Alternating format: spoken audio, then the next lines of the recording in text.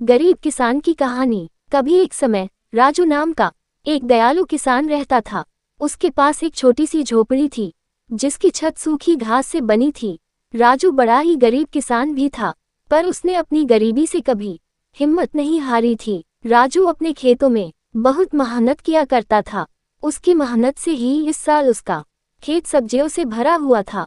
मोटे लाल टमाटर, कुरकुरी हरी बीन्स और चमकदार बैंगनी बैंगन। राजू हर दिन बहुत मेहनत करता था, अपने पौधों को सींचता था और घास निकालता था। लेकिन इस साल बारिश के बादल लुकाछिपी खेल रहे थे। सूरज एक विशाल गर्म दीपक की तरह चमकता था, जिससे जमीन सूख जाती थी और सब्जियां प्यासी हो जाती थीं।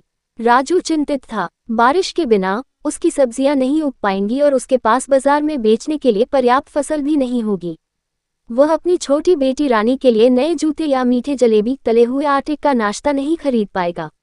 एक सुबह राजू उदास महसूस कर रहा था। जब वह अपनी झोपड़ी के पास बैठा था तो एक छोटी सी गौरैया उसके कंधे पर आकर बैठ गई।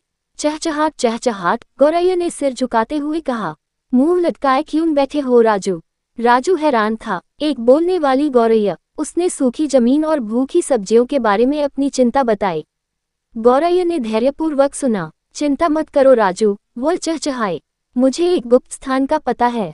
आम के ऊंचे पेड़ के पीछे एक छिपी हुई धारा बहती है। इसका पानी आपकी सब्जियों को फिर से हरा भरा कर देगा। राजू की आंखें चमक उठीं। उसने गौरैया को धन्यवाद दिया और उसकी बताई हुई बातों का पालन किया। सबसे ऊंचे आम के पेड़ के पीछे उसने एक जगमगाती धारा देखी, ठीक वैसे ही जैसा गौरैया ने कहा था। राजू ने अपनी बाल्टी को ठंडे पानी से भर लिया और वापस अपने खेत की ओर दौड़ पड़ा। उसने ध्यान से प्रत्येक प्यासे पौधे के चारों ओर पानी डाला। सब्जियां खुशी से चहकती हुई लग रही थी। उनकी पत्तियां चमकीली हरी हो गईं। कुछ दिनों बाद आखिर बारिश आ ही गई। कोमल बूंदें छत पर टप टप टिपकी, जिससे राजू का दिल खुशी से भर गया। उसकी सब्जियां बड़ी और मजबूत हो गईं, चुनने के लिए तैयार। राजू ने अपने ताजे फल सब्जियां बाजार में बेची। उसकी मुस्कान सूरज की तरह चमक रही थी। उसने रानी के लिए नए जूते और जलेबियों का एक बड़ा डिब्बा खरीदा। मददगार गौरैया और छिपी हुई धारा की बदौलत सभी ने एक स्वादिष्ट भोज का आनंद लिया। उस दिन से राजू कभी भी छोटी गौरैया की दयालुता और छिपी हुई धारा के जादू को नहीं भूला।